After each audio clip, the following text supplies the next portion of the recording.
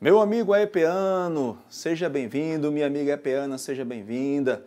Você que é concurseiro, concurseira profissional, você que vai passar no próximo concurso, seja bem-vindo aqui ao curso Agora Eu Passo, seu canal da aprovação. Nós já tivemos o privilégio de aprovar mais de 30 mil alunos e eu não tenho dúvida de que você vai ser o próximo, ok? Confie que vai dar certo. Estude, trabalhe com confiança, seja focado que vai dar certo. Eu queria convidar você neste momento para a gente conhecer um pouquinho de como a banca CESP trabalha, tá certo? O objetivo deste nosso encontro é quebrar a banca CESP. Eu sei que muito aluno aí quer ver o cão, mas não quer ver a banca CESP, mas fazer o quê, né?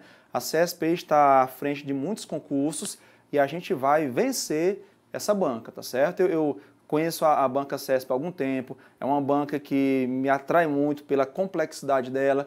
E quando você conhece um pouco a banca, você consegue perceber detalhes que ajudam na hora de resolver uma prova de língua portuguesa, tá certo? Então, meu objetivo com vocês neste instante é ajudá-los a compreender a forma de a banca trabalhar e a gente vê na prática que algumas questões, eu separei, creio que umas 10 questões para a gente analisar e ver de que forma a banca cobra determinados assuntos, a interpretação de texto, a compreensão textual. Tá certo? Eu acredito que esta hora que vamos passar juntos vai ser muito produtiva, muito útil para a sua vida aí de concurseiro, de concurseira, tá certo? Se você puder baixar o material que está disponível aí, vai ser muito bom também, tá certo? Para você riscar, grifar, tá certo? Eu, pelo menos, gosto de estudar assim. Todos os meus livros, apostilas e materiais são todos riscados, eu acho que muita gente é assim também, tá certo? Com cores diferentes e tal, fica bem legal, né? Isso ajuda muito a compor um pensamento que vai ser internalizado e memorizado, tá certo? E caso você não consiga baixar agora, você pode fazer isso depois. Aqui eu preparei alguns slides para que a gente consiga entender essa banca e de forma prática ver questões dentro da abordagem que a gente vai delinear aqui, tá certo? Eu queria, de início, assim, sugerir algumas informações para vocês. Eu vou lhe dar aqui pelo menos umas 8 dicas e a gente vai resolver pelo menos umas 10 questões para na próxima prova que você submeter, organizada pela Banca CESP, você enxergar a prova conforme a gente vai descrever aqui, tá certo? A prova CESP sempre tem compreensão textual, interpretação textual e questões de gramática. Então, ó, primeira dica que eu dou a você é a seguinte: leia todo o texto procurando ter uma visão geral do assunto. Muitos alunos não leem todo o texto. Muitos alunos fazem, sabe o quê? Leem a pergunta e vão para o texto. Leem a pergunta e vão para o texto. Pode ser que, de alguma forma, isso ajude de certo modo, tá? Perceba que eu usei algo meio vago, tá certo? Mas é importante que você leia o texto. O texto está lá para ser lido, que você leia esse texto todo de uma vez, para você se inteirar dele, ter uma visão geral do assunto. E ainda acrescenta o seguinte para você, ó, algumas observações. Letra A. Se encontrar palavras desconhecidas, não interrompa a leitura. Tá certo? Às vezes o texto é meio técnico e tem algum vocabulário ali que você não domina. Mas é muito provável que esse vocabulário não interfira no seu resultado, tá certo? A menos que a questão trate de vocabulário, de significação textual, de sinônimo, de antônimo. Mas se a questão não relaciona isso, passe direto que possivelmente aquele vocabulário, aquele termo que você não entendeu, não vai influenciar diretamente na compreensão e interpretação do texto, ok? Observação seguinte: volte ao texto quantas vezes for necessário, tá certo? Alguns alunos recorrem ao texto inúmeras vezes. Quanto mais você recorre ao texto, mais você entende esse texto, mais ele vai amadurecendo na sua compreensão, no seu entendimento, tá certo? Letra C. Não permita que prevaleçam suas ideias sobre as do autor. Olha só, às vezes um texto traz um assunto que de repente é considerado polêmico, meio polêmico, e você não concorda com aquilo que está ali, e saiba que a prova não quer saber o que você pensa sobre o texto. A prova quer saber o que o autor pensa sobre o texto. A gente sabe que ler é produzir sentido, tá certo? E esse sentido vai ser produzido a partir daquilo que o autor quis inferir. Então, a gente vai depreender, a gente vai inferir, a gente vai pressupor, subentender com base nas ideias do autor. Então, se você discorda, não permita, tá, que as suas ideias prevaleçam sobre as ideias do autor, ok? Uma quarta observação aqui é o seguinte: se possível, fragmente o texto, certo? Quando eu falo em texto, esse texto pode ter parágrafos, pode ser só alguns elementos, não um texto com parágrafos. Pode ser um texto misto, uma tirinha, um cartoon, uma charge, enfim, para melhor compreensão, certo? Olha só, quando você tem um texto jornalístico, por exemplo, um editorial, um artigo de opinião, você vai encontrar ali parágrafos, tá certo? Agora, você pode segmentar esse texto não em introdução, desenvolvimento e conclusão, mas em blocos, certo? Aquele defende isso, aquele defende aquilo, aquele ele é favorável a tal pensamento, aquele é contrário a tal pensamento. Nessa parte aqui ele está propondo intervenção para o problema. Então, quando você segmenta o texto em partes, isso ajuda muito você a compor um pensamento geral a partir de elementos que vão formando um texto. Porque um texto nada mais é do que uma unidade em que as partes se conectam. E essas partes podem trazer ideias que você vai aí pontuando, separando e você vai conseguir chegar a uma resposta correta, que é o nosso objetivo, né? Acertar a questão. Eu trouxe aqui uma questão, certo? Com base nesse texto. Vamos ler. Encontramos o seguinte, ó. É curioso notar que a ideia de porto está presente nas sociedades humanas desde o aparecimento das cidades. Isso porque uma das características das primeiras estruturas urbanas existentes na região do Oriente Próximo foi a presença do porto. As primeiras cidades, no sentido moderno, surgiram no período compreendido entre 3100 e 2900 a.C., na Mesopotâmia, civilização situada às margens dos rios Tigre e Eufrates. A estrutura desses primeiros agrupamentos urbanos era tripartite. A cidade propriamente dita, cercada por muralhas, onde ficavam os principais locais de culto e as células dos futuros palácios reais. Uma espécie de subúrbio, extramuros, local que agrupava residências e instalações para a criação de animais e plantio. E o porto fluvial, espaço destinado à prática do comércio e que era utilizado como local de instalação dos estrangeiros, cuja admissão, em regra, era vedada nos muros da cidade. Não se trata, portanto, de uma criação aleatória, apenas vinculada à atividade comercial. O porto aparece como mais um elemento de uma forte mudança civilizacional que marcou o contexto do surgimento das cidades e da escrita. O comportamento fundamental dessa mudança localiza-se no aumento das possibilidades do agir humano, na diversificação dos papéis sociais e na abertura para o futuro. Houve, em resumo, uma ampliação no grau de complexidade da sociedade. Então, o que foi que nós fizemos aqui? Nós lemos todo o texto para ter uma visão geral dele. A gente sabe que ele está falando de portos e a relação que isso teve com o surgimento das grandes civilizações ou das civilizações antigas e modernas, ok? Vamos ver o que foi que a banca CESP cobrou. Infere-se do texto, esse termo aqui, inferir, aparece com muita frequência. Inferir é depreender, é você interpretar, que é um nível mais profundo de compreensão. A compreensão é mais superficial, a interpretação é mais profunda. Então, infere-se do texto que, perceba que a questão pede o que o texto está dizendo e não o que eu acho da questão, tá? Que entre 3100 e 2900 a.C., os reis da Mesopotâmia habitavam o campo porque ainda não havia palácios reais na cidade. Então, esse é o motivo de eles habitarem o campo. Duas coisas que a gente vai ver. Primeiro, se eles habitavam o campo. Segundo, se o motivo era porque ainda não havia palácios reais na cidade. Será que o texto está dizendo isso? Eu acho que não. Mas vamos conferir. No segundo parágrafo aqui, nós lemos o seguinte. As primeiras cidades, no sentido moderno, surgiram no período compreendido entre 3100 e 2900 a.C., na Mesopotâmia, civilização situada às margens do rio Tigre e Eufrates. Perceba que a questão aqui não está dizendo que os reis habitavam o campo porque não havia palácio nas cidades. Apenas está fazendo uma localização espacial e uma relação temporal, aqui 3100 e 2900 a.C., às margens do rio Tigre e Eufrates. Então, isso que a questão está dizendo aqui está errado, tá certo? Então não podemos inferir isso do texto porque o texto não diz isso. O texto estava bem tranquilo, bem referencial, bem informativo. Na primeira leitura aqui a gente já sabia que a questão estava errada. Mas como está pedindo para você inferir do texto, então é importante voltar lá, tá certo? Aí a gente faz uma segunda leitura, né? A primeira leitura me deu uma visão geral e a segunda leitura vai me dar uma direção mais específica, mais direcionada. E aí aquilo que a gente já sabia se confirmou e a gente já ganhou mais uma questão aí, tá certo? Então a primeira dica, leia todo o texto e para ter uma visão geral e recorra a ele se necessário. Tá? Essa ideia de ler questão 1, ir para o texto, questão 2, ler para o texto, pode ser muito complicado. É muito importante que você monte a sua estratégia de resolução de prova. E a primeira dica que eu dou para você é essa aí, tá certo?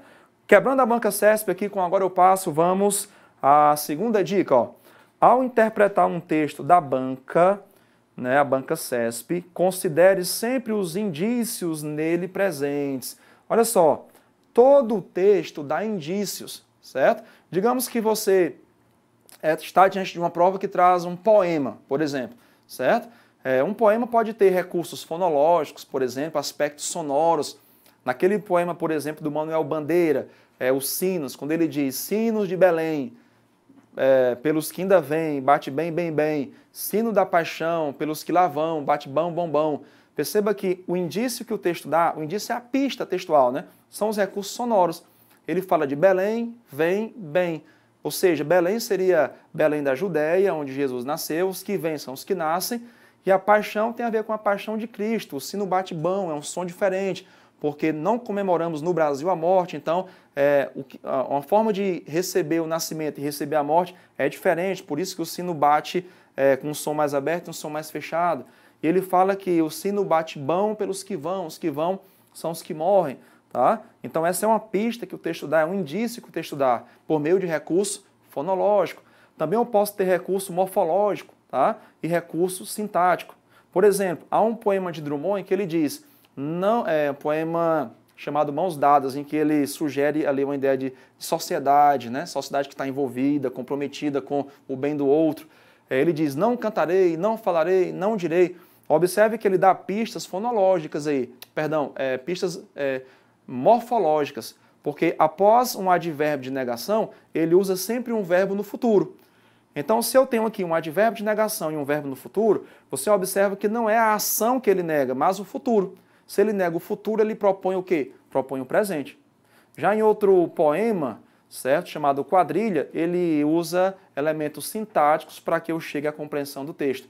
Numa primeira estrofe, ele trabalha só orações coordenadas, na primeira estrofe ele trabalha orações subordinadas, retificando aí, por meio do que, pronome relativo, e na segunda estrofe ele trabalha orações coordenadas para mostrar o que, né? A subordinação que o amor causa na primeira estrofe e a independência que foi gerada pelo fato de o amor não ter se concretizado. Então, assim, todo o texto dá pistas, dá indícios, tá certo? E é importante que você perceba esses indícios, é isso que eu queria destacar, tá certo? A fim de quê? Qual é o objetivo de eu perceber esses indícios? A fim de alcançar o sentido do que está nas entrelinhas. Olha só, muitas vezes a banca CESP trabalha com compreensão e interpretação. Então, quando eu tenho uma compreensão de texto, certo? Essa compreensão de texto é algo mais superficial, já comentamos isso. Agora, eu preciso também aprender a ler nas entrelinhas, aquilo que não foi dito claramente, aquilo que está subentendido, sugerido. E isso sim, eu vou captar a partir do momento em que eu percebo as pistas que o autor foi deixando. Olhem esse pequeno texto aqui, por exemplo. Tá? Lemos assim, ó, o VTS é um sistema eletrônico de auxílio à navegação com capacidade de monitorar ativamente o tráfego aquaviário, melhorando a segurança e eficiência desse tráfego nas áreas em que haja intensa movimentação de embarcações ou risco de acidente de grandes proporções. Vamos ver qual foi a pergunta aqui, ó. O primeiro parágrafo, aqui é o primeiro parágrafo, tá certo? Ó, havia mais parágrafos e eu peguei o primeiro somente porque a questão versa somente sobre ele. O primeiro parágrafo do texto apresenta uma definição. Então, olha só, o que nós temos aqui? O primeiro parágrafo apresenta uma definição. Como é que eu sei se o parágrafo apresenta uma definição? Olha só, quando você tem um parágrafo, certo? Esse parágrafo pode ter definição, o parágrafo introdutório pode ser um relato, tá? Você pode começar um texto fazendo um relato. O parágrafo introdutório pode trazer uma enumeração. Geralmente, quando ele traz uma enumeração, ele vai abordar, por exemplo, item 1, item 2, item 2 em parágrafos diferentes. Você pode começar um texto fazendo uma citação, seria um tipo de enriquecimento do texto a partir da fala direta ou indireta de alguma autoridade no assunto. Você pode começar um texto fazendo uma interrogação direta para algo que você vai abordar na sequência. Pode começar um texto fazendo uma declaração, tá? Essa declaração seria afirmativa, certo? Uma declaração afirmativa ou uma declaração negativa.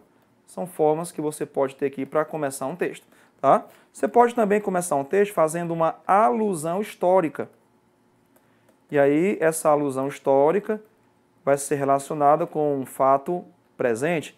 Ainda pode começar com uma adjetivação. Vai dar certo aqui, certo? Uma adjetivação, tá? Apagar aqui para ficar melhor para você. Um dia eu vou escrever bonito, viu? Meu sonho é esse. Escrever bonito para que meu aluno tenha uma letra mais legível aqui, a melhor compreensão. Opa, esse aqui não quer apagar não, vai ficar assim mesmo. Vamos lá. Adjetivação, ok? E por último, certo? Com uma declaração surpreendente. Declaração surpreendente, ó. Por exemplo, a gente sabe que o cinema era mudo.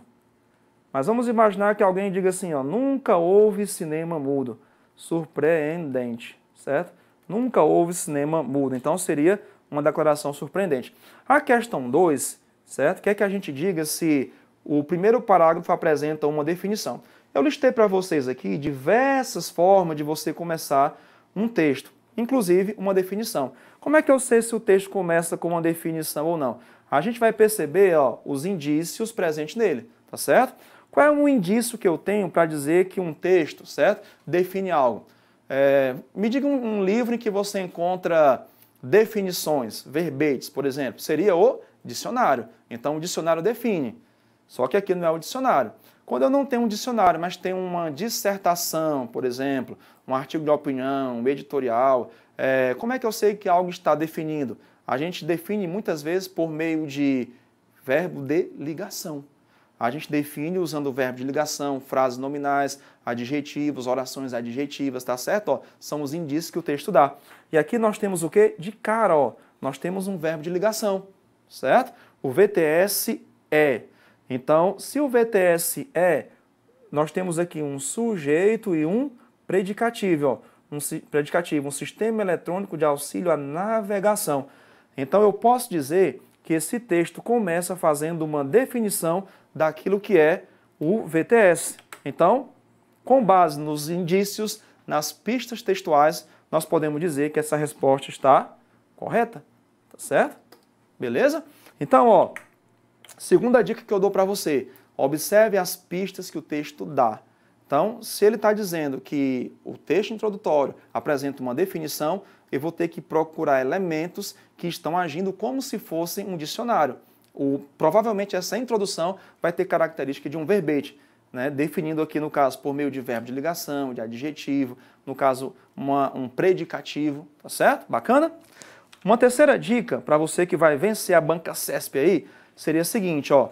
Às vezes, o comando da questão também precisa ser interpretado, porque nem sempre ele é tão claro ou direto. Olha só, você que conhece outras bancas, certo? Você observa que muitas bancas vão direto ao assunto, né? Às vezes o enunciado tem só uma linha, por exemplo. Um enunciado sucinto, objetivo, claro, direto, mas a banca CESP nem sempre faz isso. Então, muitas vezes, além de eu interpretar o texto, vou ter que interpretar o comando da questão. Trouxe aqui um exemplo para vocês. Olha esse texto, ó. A crescente internacionalização da economia, decorrente principalmente da redução de barreiras ao comércio mundial, da maior velocidade das inovações tecnológicas e dos grandes avanços nas comunicações, tem exigido mudanças efetivas na atuação do mercado internacional. A abordagem desse tipo de comércio, inevitavelmente, passa pela concorrência, visto que é por meio da garantia e da possibilidade de entrar no comércio internacional, de estabelecer permanência ou de engendrar saída, que se consubstancia a plena expansão das atividades comerciais e se alcança o resultado último dessa interatuação, o preço eficiente dos bens e serviços. Vejamos a questão aqui, ó. A oração introduzida pela locução, visto que, explica o porquê de ser necessário considerar a concorrência na abordagem do comércio internacional. Perceba que a questão não vai direto ao ponto. Muitas questões diriam que o visto que inicia uma ideia de causa, visto que inicia uma ideia de explicação, visto que inicia uma oração subordinada adverbial causal, por exemplo. Aqui não, aqui eu vou ter que interpretar, certo? Então tudo gira em torno de quê? Do visto que é uma locução conjuntiva. Esse visto que explica o porquê. Quando você estuda gramática, você descobre que o visto que é uma locução, né, conjuntiva. Você tem uma locução aí conjuntiva causal, certo? E aqui ele quer saber se o visto que explica. Então, visto que, ele quer saber se há uma explicação, né? Se o visto que vai traduzir uma ideia de explicação, certo? Qual seria essa explicação? O porquê de ser necessário considerar a concorrência na abordagem do comércio internacional. E é isso que acontece, ó. A abordagem desse tipo de comércio, inevitavelmente, passa pela concorrência. E aí nós temos agora o quê? A explicação, né? Pois, ó, observe que eu posso trocar esse porquê pelo pois. O pois, quando não explica, ele conclui. Quando ele conclui, ele pode ser trocado por portanto. Não é o caso aqui, certo? Esse pois aqui eu posso trocar por porquê. Isso quer dizer que ele é explicativo. Isso quer dizer o quê? Que esse trecho do visto que é um texto explicativo. Explica o termo anterior. Pois, porque, visto que é por meio da garantia e da possibilidade de entrar no mercado internacional, de estabelecer permanência ou de engendrar saída, que se consubstancia a plena expressão, e aí o texto continua. Observe que o enunciado aqui do CESP não foi claro, tá certo? Eu teria que, além de entender o texto, entender a questão. A questão não é direta muitas vezes e eu preciso estar atento a isso. Então, terceira dica que eu dou a você, interprete também o comando da questão, tá certo? Quando você resolve muita questão CESP, você se familiariza já com o estilo.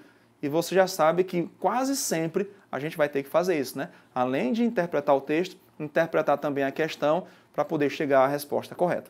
Ok? Vamos aqui à nossa quarta dica. Na quarta dica nós temos o seguinte, ó. Conheça a linguagem usada pela banca. Isto é, familiarize-se com a prova. Muitas vezes o aluno não consegue fazer uma boa prova porque ele não entende a linguagem que a banca usa, tá certo? Outro dia, numa aula, o aluno me perguntou o que era ênfase, certo? Que um termo foi usado para dar ênfase. Então, assim, é um termo aparentemente simples, né? Mas eu preciso conhecer o vocabulário da banca. Por exemplo, ó, temos aqui um texto e uma questão sobre esse texto. Vamos ler aqui.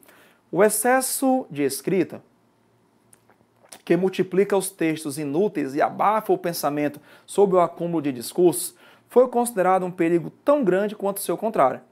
Embora fosse temido, o apagamento era necessário, assim como o esquecimento também o é para a memória. Nem todos os escritos foram destinados a se tornar arquivos, cuja proteção os defenderia da imprevisibilidade da história. Alguns foram traçados sobre suportes que permitiam escrever, apagar e depois escrever de novo.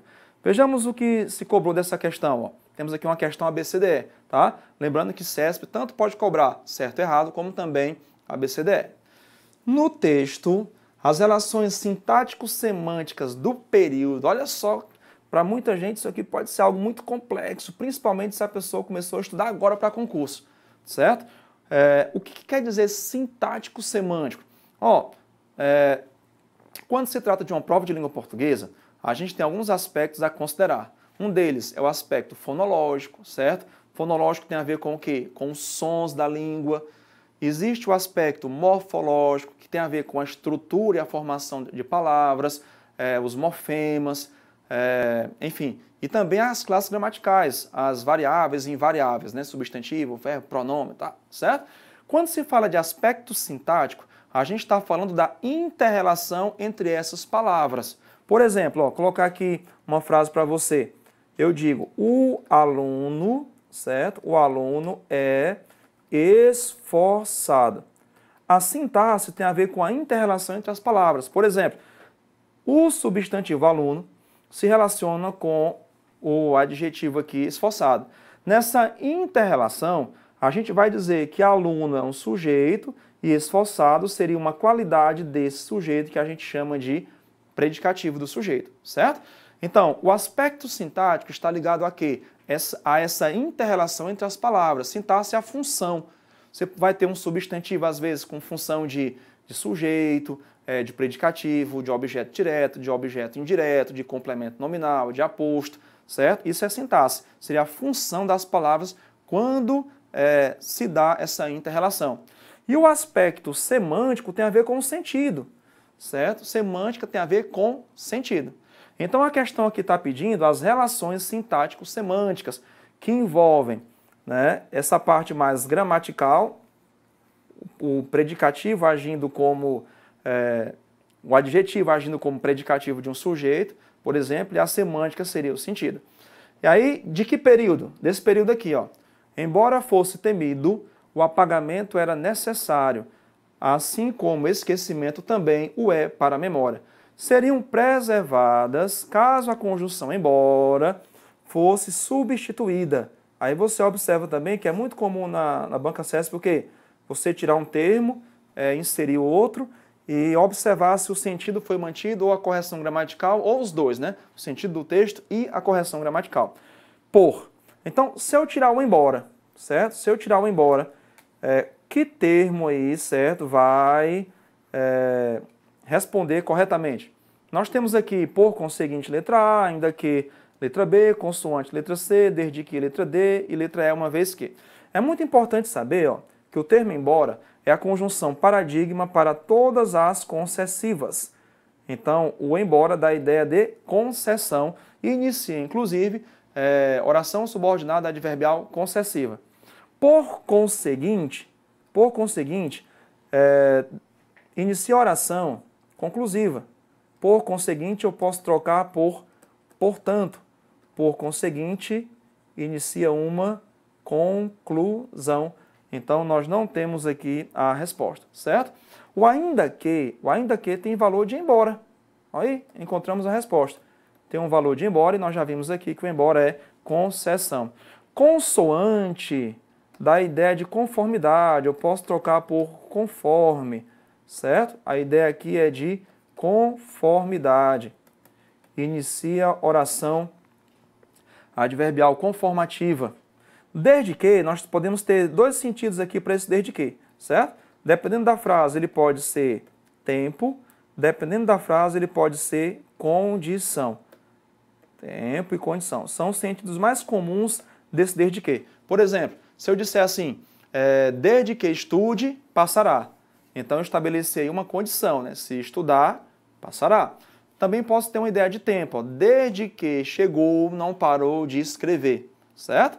Então, eu vou saber se desde que é tempo ou condição no contexto, que é o contexto, que é o enunciado maior, né? A parte maior, que é o contexto.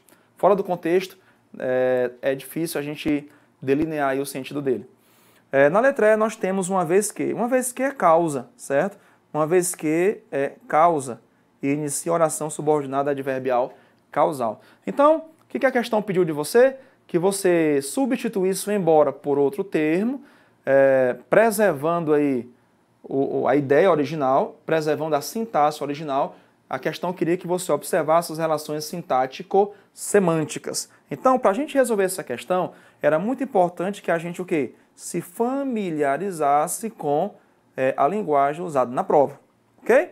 Então, próxima vez que você pegar uma questão e a questão traz quanto aos recursos fonológicos, aí a questão está falando de quê? Está falando dos sons que são gerados no texto. por exemplo, a literação, repetição de fonema consonantal, assonância, repetição de fonema vocálico, onomatopeia, que é a tentativa de imitação de som. Você vai ter aí o eco, que é uma sequência de terminações iguais, tem a ver com rimas também, enfim, recursos fonológicos, tudo que se refere aos sons de um texto. Morfológicos, estrutura e formação de palavras e classes gramaticais. Sintaxe, você vai ter desde sujeito, predicado, né, termos essenciais da oração, termos integrantes da oração, termos acessórios da oração, orações coordenadas, orações subordinadas e ainda regência verbal e nominal, crase, colocação pronominal, concordância verbal e nominal. É isso que compreende a sintaxe. E a semântica tem a ver com sentido. E às vezes a banca ainda cobra o aspecto pragmático, né? Que seria, por exemplo, a língua em uso, quando se trata aí de variações linguísticas, por exemplo. Ok? Vamos a uma quinta dica aí para a gente quebrar essa banca CESP e ela deixar de ser uma preocupação para a gente. Observe um detalhe muito importante, ó. A gramática é sempre contextual, tá? As questões de gramática são retiradas do texto. Assim, fique atento, ó, fique atenta ao seguinte. Primeiro, tá? Conhecimento é muito importante. É muito importante que você tenha a noção da gramática normativa. Professor, eu preciso decorar a gramática para fazer uma boa prova de língua portuguesa? Obviamente que não.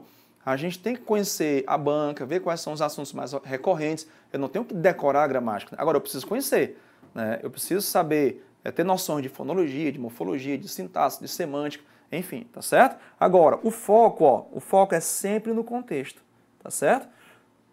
Por exemplo, a palavra certo pertence a que classe gramatical? Não sei. Não sei por quê? Porque eu não tenho um contexto. Agora, se eu disser, por exemplo, certo dia, agora eu já sei. Se eu disser dia certo, agora eu já sei. Aí o que você observou? Que certo dia é diferente de dia certo. Por quê? Porque o contexto me diz que no primeiro caso, certo dia, certo é um pronome indefinido, e no segundo caso, certo vai ser um adjetivo. Então, todo o conhecimento de gramática que eu tenho numa prova vai ser subordinado ao contexto, ok? Uma segunda dica para você é a seguinte, vou dar uma apagadinha aqui para a gente visualizar o item B. É a seguinte, o que importa é saber aplicar o conhecimento na hora da prova e não se limitar a decorar regras gramaticais, tá certo? Então, a quinta dica é a seguinte, saber gramática é importante? Sem dúvida, tem que saber. Quanto mais você souber, melhor. No entanto, não se prenda a isso. É importante que você saiba aplicar isso aí, porque a gramática é contextualizada, o conhecimento linguístico é contextual, ok?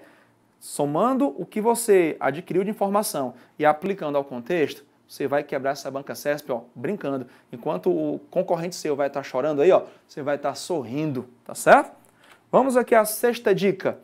Muitas vezes, certo? Muitas vezes não há necessidade de se recorrer ao texto para se chegar à resposta correta. Perceba que eu escrevi aqui, ó, não há necessidade de se recorrer ao texto. Não é de não ler, tá? Você já leu. Aí eu disse a você o quê? Se necessário, releia várias vezes. Mas às vezes o texto precisa ser lido somente uma vez, porque a questão já está ali diante de você, sem necessidade de você recorrer a parágrafo X ou Y. Então, ó, muitas vezes não há necessidade de se recorrer ao texto para se chegar à resposta correta. Ou seja, né, na própria questão, inúmeras vezes você encontra os elementos necessários para responder a ela corretamente, né, ou responder corretamente a ela. Vejamos aqui um exemplo. Olha só esse pequeno texto de uma questão CESP. Abre aspas. Agora, se eu dou um jeito nos meus impostos, porque o delegado da Receita Federal é meu amigo ou parente e faz a tal vista grossa, aí temos o jeitinho virando corrupção. O que a questão pediu? Ó? Temos o jeitinho virando corrupção, os termos jeitinho e corrupção funcionam como complementos diretos da forma verbal temos. Você observa, ó, você já leu o texto, certo? Então não há necessidade aqui de eu recorrer ao texto para entender essa questão, porque aquilo de que eu preciso já está aqui, ó, diante de mim. É uma questão de gramática em que com esse elemento em negrito aqui, eu consigo encontrar a resposta correta, que pode ser certo ou errado. O que a questão pede? Os termos jeitinho, tá? Jeitinho e corrupção funcionam como complementos. Só um detalhe, quando se fala de complemento, a gente vai ter verbal nominal. Como aqui a gente tem, ele está perguntando se é da forma verbal temos, então isso aqui vai ser complemento verbal direto. O que é complemento verbal direto aí? Objeto direto, que é aquele complemento sem preposição, certo? Objeto direto, complemento verbal sem preposição. Objeto indireto, complemento verbal com preposição. Então vamos lá, vamos ver se os termos jeitinho e corrupção funcionam como complementos diretos da forma verbal temos. O que nós temos aqui, ó? O que nós temos? Nós temos jeitinho. Então, o jeitinho eu já sei que funciona como complemento da forma verbal temos, do verbo ter, que é transitivo direto. Nós temos o quê? O jeitinho virando corrupção. Esse virando aqui, certo? No contexto, é um verbo transitivo, certo? Se eu tirar esse virando aqui e usar a forma verbal que vira, certo? Que vira, vou transformar esse gerúndio numa oração adjetiva, eu vou ter que vira o quê? Corrupção. Então, corrupção está ligado a virar, assim como o jeitinho está ligado a ter. Então, eu não precisava recorrer ao texto para saber, né, que a resposta está errada, tendo em vista que corrupção e jeitinho não estão relacionados à forma verbal ter, porque corrupção está ligada à forma verbal virar, tá certo? Em uma outra questão aqui do CES, mais uma vez, a gente vai responder a questão com apenas uma lida no texto, porque a questão aqui já se basta, né? Não preciso reler o texto para chegar à resposta correta. Lemos assim, ó, substituição. Vamos lá. A substituição do pronome o em reduziu-o a artigos, linhas 11 e 12, por li, preservaria a correção gramatical. Olha só, é muito importante a gente lembrar uma coisa, tá? Função sintática de pronomes oblíquos. A função sintática do pronome oblíquo, principalmente aqui do o, do a, os, as e do lis. Você tem que saber, tá? É um conhecimento muito importante para uma prova de língua portuguesa. Eu vou escrever aqui para você, ó. O pronome o, os, a e as, enquanto complemento de verbo, eles vão funcionar como objeto direto, certo? O pronome li, singular ou plural, vai funcionar como objeto indireto. Então, o que a questão está dizendo aqui, ó? Que eu posso tirar esse o é complemento verbal, reduziu, né, um verbo transitivo, certo? Verbo transitivo, pede esse complemento aí, tá? Eu vou tirar o o, vou usar um li, e a correção gramatical vai ser preservada, ou seja, não vai ter nenhum problema, não vai ter erro se eu fizer essa substituição. Se você olhar só para cá, ó, você já sabe qual é a resposta. Claro que não pode, isso aqui está errado. Está errado por quê? Porque o o funciona como objeto direto, certo? E o li como objeto indireto. Ó, deixa eu lhe dar uma dica aqui. Isso aqui é muito importante, tá certo? Com muita frequência na nossa fala a gente erra isso. As pessoas dizem, eu lhe amo, por exemplo, eu lhe aguardo, eu lhe espero, eu lhe admiro. É muito importante amar, aguardar, esperar, admirar. No entanto, todos esses verbos que eu citei são transitivos diretos, ou seja, eles exigem complemento sem preposição. E no caso eu vou usar o pronome o ou o pronome a e não o pronome li. Portanto, eu diria eu amo, eu a amo, eu vi, eu a vi, eu aguardo e assim com todos os verbos transitivos diretos. Jamais usar o li com verbo transitivo direto, ok? Então, se o verbo é transitivo aqui, direto, eu vou ter que usar o mesmo e não o li, porque o li vai ser objeto indireto, enquanto complemento de verbo. Tá? Em outro momento a gente vai ver pronomes com outras funções sintáticas, mas enquanto complemento de verbo, é assim que vai acontecer, ok? Então, nessa dica aqui a gente viu o quê, né? Que nem sempre é necessário você recorrer ao texto para acertar uma questão. Numa primeira leitura, você já chegaria à resposta correta. Ainda dentro dessa ideia de não precisar recorrer ao texto, nós temos aqui uma questão sobre acentuação gráfica, certo? E aqui nós temos 3 palavras, ó. Bioestatística, específicos, tá? Na verdade são 2 palavras, né? Bioestatística e específico. A questão está dizendo que elas têm a mesma justificativa gramatical. Vamos ver. Qual é a regra para a gente colocar um acento gráfico em bioestatística? Qual é a sílaba tônica aí? É o tis, né? Então eu tenho uma palavra aqui que é proparoxítona. E a gente aprendeu aí na aula de gramática, na aula de acentuação, que todas as proparoxítonas são acentuadas. E a segunda palavra é específicos. Qual é a tonicidade da sílaba e qual é a sílaba tônica, né? É o si, ou seja, nós temos aqui também uma proparoxítona. A tonicidade está na antepenúltima sílaba da palavra, ou seja, as 2 palavras são proparoxítonas. Se as 2 palavras são proparoxítonas e toda proparoxítona é acentuada, nós temos aí a mesma justificativa, certo, para acentuá-las. Então a resposta está correta, ok? Então essa dica nós vimos o quê? Nem sempre é necessário recorrer ao texto para se acertar uma questão. E você ganha tempo com isso, ok? Vamos para a dica número 7. Nessa dica eu estou dizendo o seguinte, ó, fragmente a questão. Em muitas situações, ela pode ser analisada em mais de uma etapa. Isso aqui é muito importante. Olha só, vamos pegar aqui um texto bem simples, ó. Esse texto aqui, eu cortei, colei aqui, não peguei o texto todo, porque só esse trechinho aqui nos interessava. Olha só que interessante. Quando um chamado chega via 192, as informações nem sempre vêm de acordo com a real situação. Às vezes é menos grave do que se dizia. Olha a pergunta. O sujeito da forma verbal, então a questão aqui está de sintaxe, né? Quer saber sobre o sujeito. Da forma verbal a forma verbal é o verbo ser, está elíptico e retoma um chamado, o que justifica a flexão verbal na terceira pessoa do singular. Você observa que essa questão aqui, apesar de ser direta, curta, sucinta, ela tem vários elementos para que eu chegue à resposta correta. Então é importante que eu fragmente essa questão. Por exemplo, ó, o sujeito da forma verbal está elíptico. Então essa é a primeira informação que eu tenho que saber. O que é um sujeito elíptico? É aquele sujeito que está oculto, né? Muitas vezes é desinicial, ele não apareceu na frase. Por exemplo, se eu digo assim, ó, fui ao cinema. Então o sujeito está elíptico. Eu tenho aqui um sujeito simples oculto. Se eu fosse escrevê-lo, seria eu, né?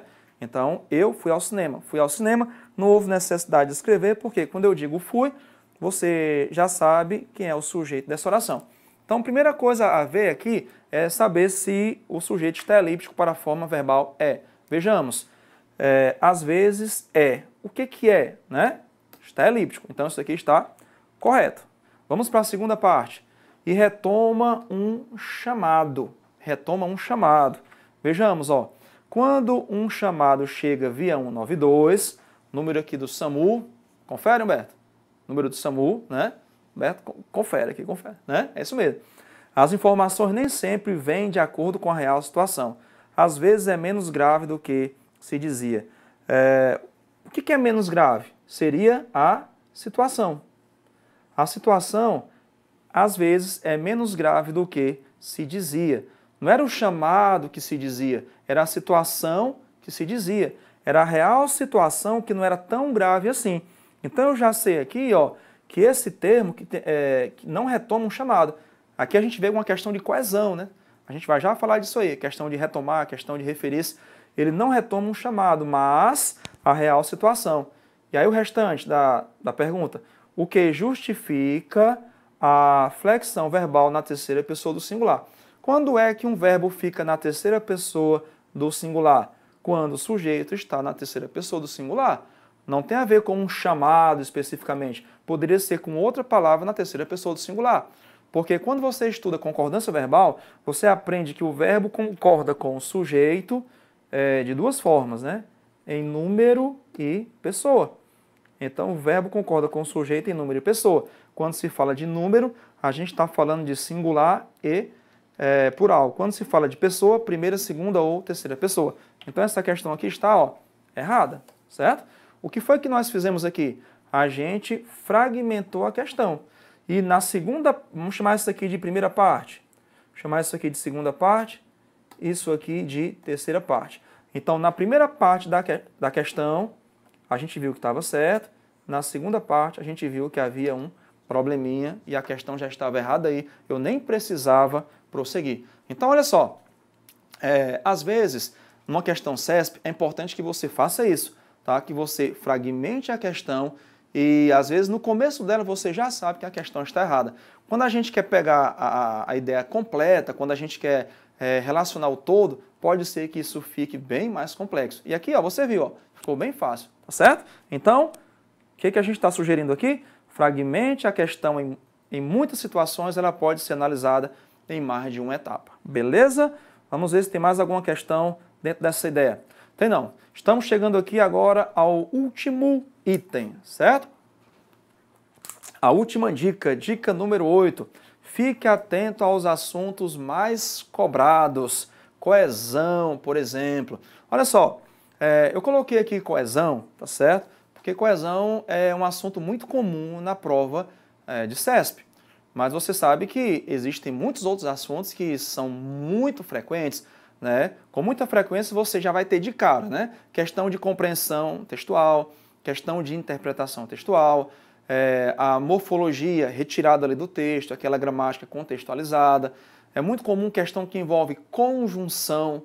É muito importante que você estude conjunção, porque a banca CESP pede, às vezes, que você diga que conectivo substituiria aquele grifado, mantendo o sentido e a correção gramatical do texto.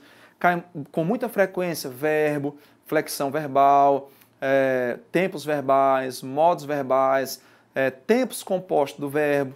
Tá? Então é muito importante que você estude isso aí. No aspecto sintático, você vê termos da oração, essenciais, integrantes, acessórios. Pronome relativo que cai bastante no CESP. Quando não se trata do que, pronome relativo, o que, conjunção integrante. Aí você lembra, né, que o que, pronome relativo, inicia oração subordinada adjetiva. E o que, conjunção integrante, inicia oração subordinada substantiva. Então, é muito importante que você, ao resolver questões CESP, estudando para um próximo concurso em que a banca examinadora vai ser CESP, que você já vá relacionando aqueles assuntos que são mais cobrados. Né? Conjunção, sempre lá. Verbo, flexão e todos os aspectos, sempre lá. Que também, função do se, com muita frequência, o CESP também aborda isso. Se, partícula passivadora, se, índice de determinação do sujeito, tá certo? São alguns elementos que você vai encontrar com frequência na prova CESP. E aqui eu coloquei de destaque para a coesão, tá? Porque a coesão tem a ver com o quê? Tem a ver com ligação. Né? Quando você estuda coesão, você aprende que a coesão pode se dar de diversas formas. Você tem, por exemplo, a coesão referencial, a coesão sequencial, a coesão recorrencial, tá? Em outro momento a gente vai falar só de coesão, tá certo? Mas a coesão, certo? Vamos listar aqui, certo? Ó, que eu falei. A coesão pode ser referencial, e aí quando ela é referencial, ela pode ser referencial anafórica ou catafórica. A gente vai falar disso com mais profundidade em outro momento. A coesão pode ser sequencial, quando ela tem a ver com, geralmente com os conectivos, com aqueles elementos que fazem o texto avançar, como conjunção, pronome, certo? E a coesão também pode ser recorrencial, quando ela está relacionada com elementos que se repetem, com paráfrase, enfim, tá certo? Então aqui nós temos os principais tipos de coesão. Qual é a coesão que mais cai na banca CESP dessas três? Sem dúvida é a coesão referencial. Então deixa eu apagar aqui as demais e deixar somente a coesão que mais cai, que é a coesão referencial. Quando você tem coesão referencial, essa coesão referencial pode se dar de duas formas. A referência pode ser com aquilo que vem antes, aí eu vou dizer coesão referencial anafórica, certo? Ou a coesão pode ser relacionada àquilo que ainda vai ser dito, com aquilo que não foi mencionado, que é o caso da coesão referencial catafórica, certo? Então, quando eu tenho coesão referencial anafórica, há uma retomada, há uma referência àquilo que vem antes, que já foi mencionado, que já está ali, né, que já é do conhecimento do leitor, certo? Ou então, eu vou ter aqui a coesão referencial catafórica, que vai ter o referente pós-posto. Ainda não foi revelado, não é do conhecimento do leitor, tá certo? Então, olha só, considerando que nós temos aí 3 tipos importantes de coesão, né? Coesão referencial, sequencial e recorrencial. Nós eliminamos 2, porque o nosso objetivo aqui é quebrar a banca CESP e saber que tipo de coesão ela cobra mais. Seria a coesão referencial. E nós vimos que essa coesão referencial se dá de 2 formas, né? De forma anafórica e de forma catafórica. Agora a pergunta que eu faço a você é a seguinte: qual é o tipo de coesão referencial que mais cai, certo? Vamos apagar aqui uma e deixar só a que mais cai. Que mais cai é a coesão referencial anafórica. Vamos entender isso? Temos aqui um texto e questões para a gente analisar essa coesão referencial anafórica. O que foi que a gente fez aqui? Ó? A gente afunilou, certo? A gente afunilou por quê? Porque conhecendo a banca CESP, a gente sabe que CESP cobra coesão com muita frequência, essa coesão é referencial e essa coesão referencial ainda é anafórica, ok? Vejamos aqui, ó. Vamos ler o texto. O orgulho é a consciência certa ou errônea do nosso valor próprio. A vaidade é a consciência certa ou errônea da evidência do nosso valor aos olhos dos outros. Um homem pode ser orgulhoso sem ser vaidoso. Pode ser, a um tempo, vaidoso e orgulhoso. Pode ser, pois tal é a natureza humana, vaidoso sem ser orgulhoso. À primeira vista, é difícil compreender como podemos ter consciência da evidência do nosso valor no conceito dos outros sem a consciência do nosso valor em si. Se a natureza humana fosse racional, não haveria qualquer explicação. No entanto, o homem vive primeiro uma vida exterior e depois uma vida interior. A noção do efeito precede, na evolução do espírito, a noção da causa interior desse mesmo efeito. O homem prefere ter tido em alta conta por aquilo, ser tido em alta conta por aquilo que não é, a ser tido em meia conta por aquilo que é. Assim opera a vaidade. Que texto bacana, né? Texto realmente muito profundo, muito a ver com a essência humana. E a pergunta é a seguinte, ó.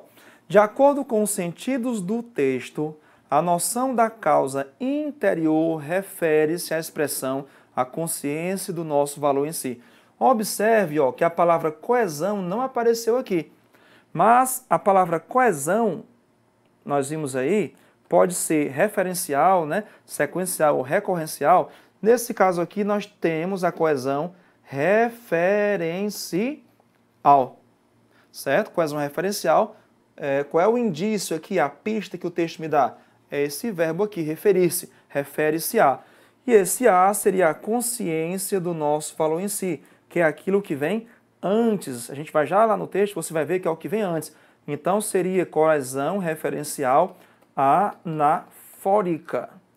Vamos lá confirmar se ocorre aqui essa coesão referencial anafórica, se de fato esse termo, a noção da causa interior, refere-se à expressão, a consciência do nosso valor em si.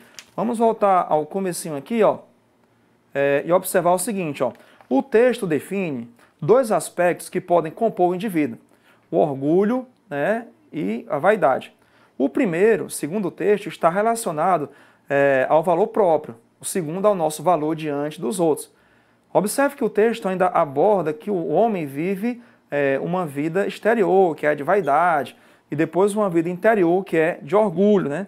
Nesse complemento aqui a gente vai vendo isso.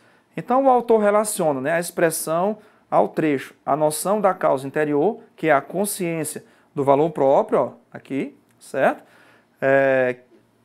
Do valor em si, da visão pessoal do indivíduo sobre si mesmo. Então, o que a gente vai marcar aqui, ó? Conforme o que a gente leu e comentou, essa resposta está correta. De fato, essa coesão acontece, é referencial, é anafórica e o referente é esse mesmo. Então, às vezes você tem a coesão referencial, anafórica, mas o referente é outro. O que a gente fez aqui foi só confirmar se o referente estava correto, ok? E, finalizando, temos mais um texto e mais uma questão, para a gente ver como se dá esse processo de coesão aí. Vamos ler. O jeitinho brasileiro é uma forma de corrupção? Se a regra transgredida não causa prejuízo, temos o jeitinho positivo e, direi eu, ético. Por exemplo, estou na fila. Chega uma pessoa precisando pagar sua conta que vence naquele dia e pede para passar na frente. Não há o que reclamar dessa forma de jeitinho. Pergunta é a seguinte, ó. A palavra que retoma o termo que a antecede, olha só, retoma. Então eu já sei, ó, conhecendo aqui, conforme que nós já vimos, o vocabulário da banca, quando a banca CESP usa refere-se, eu tenho coesão referencial. Quando a banca CESP usa retoma, eu tenho coesão referencial. E aqui, mais do que nunca, ó, isso aqui é o quê? Isso aqui é uma anáfora.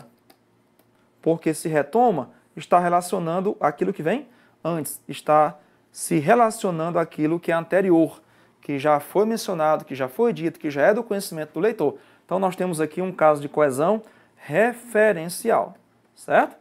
Então, basicamente é isso que CESP faz quando o assunto é coesão, né? A coesão referencial e ainda a coesão referencial anafórica, usando termos como refere-se e retoma. Então, você viu esses termos, ó, na sua questão, lá já sabe que está falando de coesão referencial anafórica. Então, a gente vai só confirmar o seguinte, a palavra que retoma o termo que a antecede, quando é que a palavra que retoma o termo que a antecede? Quando é um pronome relativo. E quando é que o que é um pronome relativo? Quando se refere, quando eu posso trocar, né? Por o qual, certo? O qual e as suas formas variantes, vou colocar aqui, variantes, tá? Quando a gente fala de variantes, a gente está falando de quê, né? A gente está falando de feminino e de plural, certo? Então, quando o pronome relativo que, né, quando ele é pronome relativo, melhor dizendo, eu posso trocar por o qual, a qual, os quais e as quais. Então, vamos ver se ele retoma o termo que antecede. Ó. A gente vai aplicar agora outro conhecimento aqui, que a gente já viu antes, outra dica, que é fragmentar a questão em partes. E vamos ver se ele relaciona duas orações no período. Olha, se ele relaciona, olha só, se ele relaciona, é porque ele é um pronome relativo. Porque o pronome relativo serve para pelo menos duas coisas. Primeiro, retomar o termo que antecede, a fim de evitar repetição, certo? Por isso que ele é um pronome, que é um termo que ocupa o lugar de um nome, e ele é relativo, não porque tudo é relativo, nada a ver com a teoria de Albert Einstein, mas porque ele relaciona duas orações, uma principal e a outra subordinada. Vamos aqui à questão, está aqui o que grifado para não ter problema. Ó, chega uma pessoa precisando pagar a sua conta. Vamos trocar esse que por a qual? A qual. Quando eu troco o que por o qual, a qual, os quais, as quais, ele é pronome relativo. Todo pronome relativo retoma o termo anterior, certo? Ele se refere ao termo anterior a fim de evitar repetição. E ele relaciona duas orações, tá certo? Por isso que ele é pronome relativo. Então, essa questão aqui de coesão está correta. Beleza? Meus queridos amigos, minhas queridas amigas, meu aluno, minha aluna EPEANO, nós, nesta aula aqui, quebramos a banca CESP. Nós aqui vimos 8 situações para você se dar bem nessa prova de língua portuguesa. Analisamos 10 questões, conforme aquilo que a gente foi analisando, descrevendo. E é meu desejo que você, na próxima prova que você submeter, que você se dê muito bem, que você vá lá e você arrase, tá certo? E queria convidar também a curtir a nossa página no Instagram, certo? @professorvolner, e principalmente que você confira o que o curso Agora Eu Passo preparou para você. Muitos pacotes especiais para você ser um concursado e não mais um concurseiro, que você se livre desse status e ganhe um novo status, que é aquele que você quer. Concursado, concursada, no concurso que você tanto almeja, tá certo? Um abração, obrigado pela companhia e até o nosso próximo encontro, se Deus quiser. Tchau, tchau.